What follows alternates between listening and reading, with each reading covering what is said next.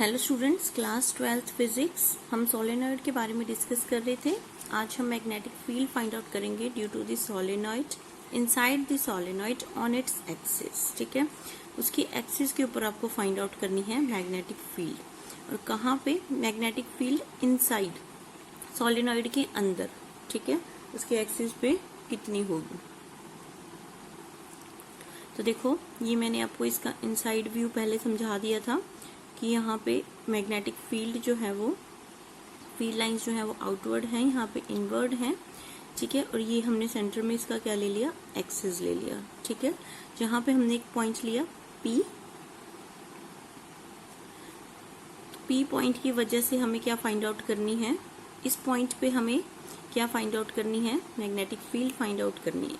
ठीक है, तो देखो इसमें हम किस तरह से करेंगे। इसके अंदर हमें फिर से क्या करना पड़ेगा, छोटे छोटे एलिमेंट्स में इसको क्या करना पड़ेगा, ब्रेक करना पड़ेगा। ठीक है, तो यहाँ पे बहुत सारी रिंग्स हैं, number of rings and number of rings हैं, बहुत सारी। ठीक है, इस तरह से बहुत सारी रिंग्स हैं इसके अंदर। ठीक है, तो हमने क्या किया, सबसे पहले तो हमने यहाँ पे एक dx एलिमेंटल रिंग ले ली। हमने इसको क्या बोला है, एलिमेंटल रिंग। एक्चुअल में ये जो dx पोर्शन लिया है ना हमने, इसमें 2, 3, 4 रिंग्स हो सकती हैं, हमें नहीं पता कितनी है, 2 to 4 कितनी भी रिंग्स हो सकती हैं इसके अंदर। ठीक है, अगर हम कहें 100 में से हमने 2 या फिर 3 रिंग्स इसमें कंसीडर कर ली हैं। ठीक है, इस एलिमेंटल रिंग के अंदर हमारे पास 2 to 3 रिंग्स आ चुकी हैं, इसलिए हमने dx को क्या बोला है, एलिमेंटल रिंग बोला है। ठीक है, अब देखो इसके अंदर कुछ करंट भी होगा, इन रिंग्स के अंदर जो फ्लो करेगा। अब एक रिंग के अंदर जो है करंट फ्लो करे तो हम बता सकते हैं कि इसमें से आई करंट फ्लो कर रहा है, लेकिन 2 to 3 रिंग्स हैं तो हम नहीं बता सकते कि इसके अंदर कितना करंट है। तो इसलिए हमने इसको क्या कंसीडर कर लिया, आई डैश। और आई डैश को हमने क्या बोला, effective current in elemental ring. Elemental ring के अंदर कितना इफेक्टिव करंट है, हमने उसको किससे रिप्रेजेंट किया, आई डैश से रिप्रेजेंट किया। ठीक है, अब हमें क्या फाइंड आउट करनी है, magnetic field due to elemental ring. Elemental ring की वजह से मैग्नेटिक फील्ड फाइंड आउट करनी है किस पॉइंट पे, पी पॉइंट पे। ठीक है, तो अब देखो हमें पता है कि छोटे से पोर्शन की वजह से हमें फील्ड फाइंड आउट करनी है, तो हमने सर्कुलर लूप के लिए हमने क्या किया था, मैग्नेटिक फील्ड निकाला था सर्कुलर लूप के लिए। ठीक है, किसी पॉइंट पी पे।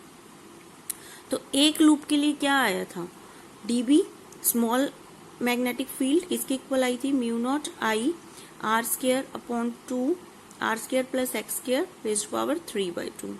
ठीक है, लेकिन यहाँ पे हम आई नहीं कंसीडर करेंगे, क्या लेंगे, आई डैश लेंगे। इफेक्टिव करंट इस रिंग के अंदर, dx एलिमेंटल रिंग के अंदर कितनी इफेक्टिव करंट है वो कंसीडर होगी यहाँ पे। ठीक है, देखो सबसे पहले हमने यहाँ पे P पॉइंट लिया, इस एलिमेंटल रिंग से ये कितना एंगल फॉर्म कर रहा था, थीटा एंगल फॉर्म कर रहा है। ठीक है, और इससे इसका डिस्टेंस हमने कितना कंसीडर कर लिया, x, और ये क्या है, रिंग का रेडियस है capital R। This is the length of the solenoid L।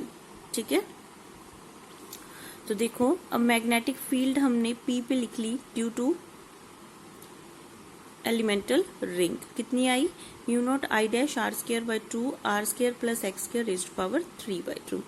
और n हमें पता है क्या है, number of turns per unit length. Small n जो है वो क्या है, number of turns per unit length. Unit length के अंदर कितने नंबर ऑफ टर्न्स हैं। ठीक है,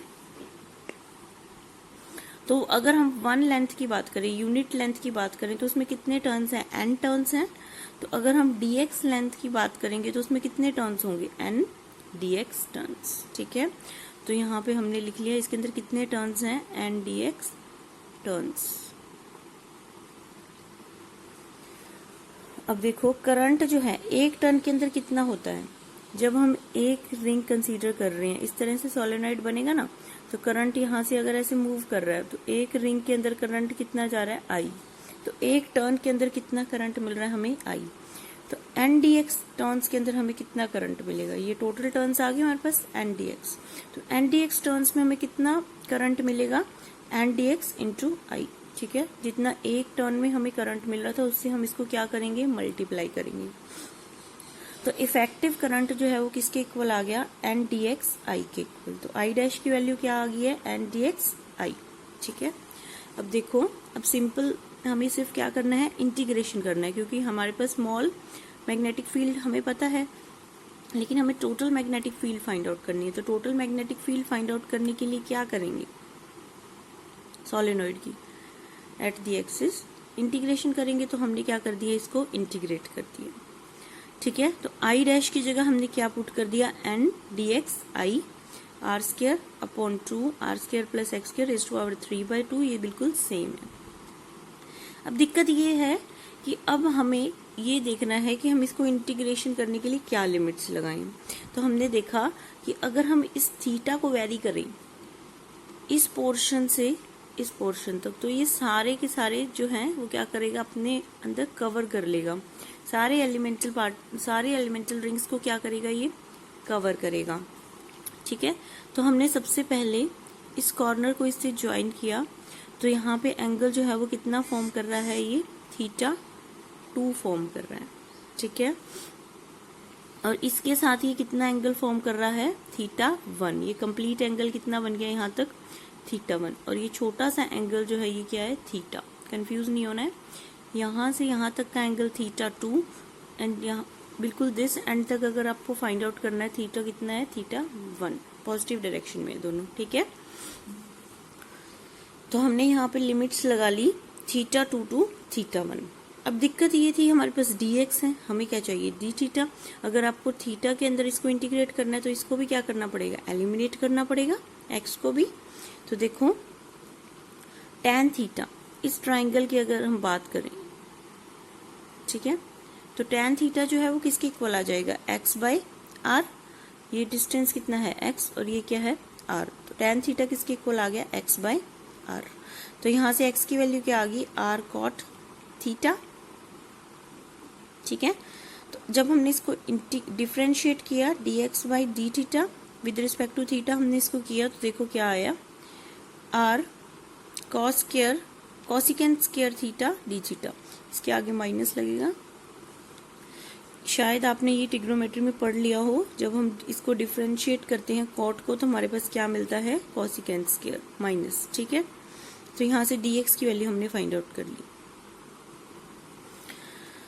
तो हमने यहाँ पे इसकी वैल्यू पुट कर दी, mu naught n minus R cosecant square theta D theta into R square upon 2 R square plus R. X की जगह हमने इसको, ठीक है, एक्स की जगह हमने इसको रिप्लेस किया, तो यहाँ पे क्या आ गया, R square cot square theta. X square था ना, तो एक्स की वैल्यू क्या थी, आर कॉट थीटा। ठीक है, तो देखो यहाँ से ये क्या हो गया, आर क्यूब, ये माइनस साइन बाहर निकल आया, तो आर क्यूब से आर क्यूब कैंसिल हो गया है, कोसिकेंट क्यूब हो गया नीचे, कैसे, 1 प्लस कॉट स्क्वायर थीटा क्या होता है, कोसिकेंट स्क्वायर थीटा। तो यहाँ पे पुट कर दिया, कोसिकेंट स्क्वायर थीटा था तो उसके ऊपर क्या है, रेज़्ड टू पावर 3/2, तो 2 से 2 कैंसिल हो गया, तो यहाँ पे क्या बचा, कोसिकेंट क्यूब। ठीक है, तो यहाँ से हमने इसकी वैल्यू फाइंड आउट कर ली। अब देखो आर क्यूब से आर क्यूब कैंसिल हो गया, कोसिकेंट से ये भी कैंसिल हो जाएगा, तो यहाँ पे क्या बचा, 1 cosecant theta into D theta. तो 1 कोसिकेंट किसके इक्वल आ गया, साइन के इक्वल आ गया। ठीक है, तो ये साइन थीटा आ गया यहाँ पे, तो माइनस साइन आके ऑलरेडी लगा है, I mu naught N sine theta D theta by 2। अब हमें इंटीग्रेशन करना है just theta 2 to theta 1, limits हमें पता है। तो अब कॉस साइन की जो, अगर हम साइन का जब हम क्या करेंगे, इंटीग्रेशन करेंगे, तो हमें क्या मिलेगा, माइनस कॉस थीटा। ठीक है, तो माइनस कॉस थीटा मिलेगा, ऑलरेडी यहाँ पे एक माइनस था तो ये प्लस हो गया है, तो लिमिट लगी है थीटा 2 टू थीटा 1, तो ये आ गया cos theta 1 minus cos theta 2, upper limit minus lower limit. तो ये इसका फॉर्मूला बन गया है, ये आपको याद रखना है। ठीक है, इसको अपनी कॉपीज में नोट कर लेना, काफी इंपॉर्टेंट है ये। Thank you.